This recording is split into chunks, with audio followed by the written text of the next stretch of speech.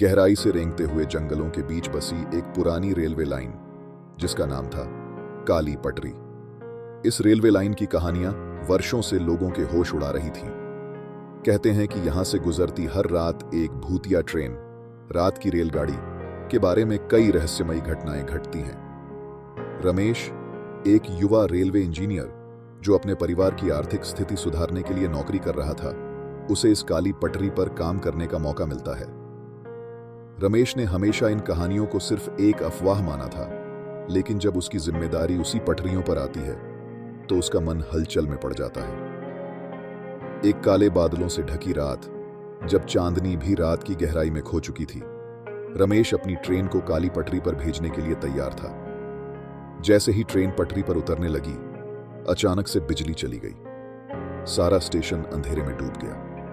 रमेश ने सोचा कि शायद कोई बिजली खराबी है, लेकिन तभी दूर से एक घमासान आवाज आई। ट्रेन रुक गई है, क्या हुआ? रमेश ने अपने हेडलाइट को चारों ओर घुमाया, लेकिन कुछ भी दिखाई नहीं दिया। तभी ट्रेन के आगे एक धीमी धीमी ट्रेन आती नजर आई, जो पूरी तरह से पारदर्शी थी। धुंधला रूप, गुस्से भरी आंखें और तेज गति से गुजरना रमेश के दिल में डर पैदा कर रहा था। रमेश ने ट्रेन के पास जाकर देखा तो उसमें कुछ भी नहीं था, केवल खाली कोच। लेकिन अचानक एक महिला की आकृति उसकी तरफ आई। वह महिला बिल्कुल पारदर्शी थी, लेकिन उसकी आंखों में गहरा दुहक था। उसने रमेश को एक सुनहरे चेन की पेशकश की। रमेश ने चेन को छूने की कोशिश की, लेकिन जैसे ही उसकी उंगली चेन के करीब आई, महिला की आकृति गायब हो गई। रमेश ने उस रात को छोड़ने का फैसला किया, लेकिन जब वह वापस स्टेशन पर आया तो ट्रेन के निशान पर कोई ट्रेन नहीं थी।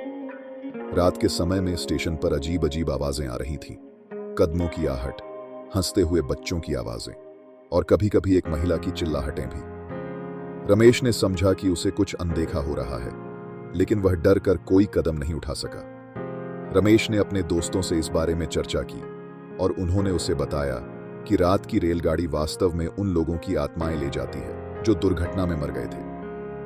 चेन जो महिला ने पेश की थी, वह आत्माओं को बंधन में डालने का साधन था। रमेश ने तय किया कि वह इस रहस्य को सुलझाएगा। अगली रात रमेश ने चेन को वापस स्टेशन पर फेंक दिया, लेकिन उसी समय वह महिला फिर से प्रकट हुई। इस बार उसका चेहरा स्पष्ट था। उसकी आंखों में अब क्रोध और नफरत थी। उसने रमेश पर हमला कर दिया, लेकिन रमेश ने अपनी हिम्मत जुटाई और चेन को अपनी गर्दन पर बांध लिया। अचानक ट्रेन का प्रकाश फिर से चमका और भूतिया ट्रेन ने आक्रमण किया। रमेश ने चेन की शक्ति का इस्तेमाल करते हुए उसे रोका और ट्रेन को रोक दिया। रमेश ने उस रात के बाद से रात की रेलगाड़ी की कहानियों पर यकीन करना शुरू कर दिया। उसने यह भी जान लिया था कि कुछ रहस्यों को उजागर करना खुद के लिए भी खतरनाक हो सकता है, लेकिन उसने साहस दिखाया और उन आत्माओं को शांति दिलाने की कोशिश की। कालपुर गांव अब उस भूतिया ट्रेन से मुक्त था, लेकिन रमेश की आंखों में हमेशा उस रात का डर और रहस्य बाकी रहा।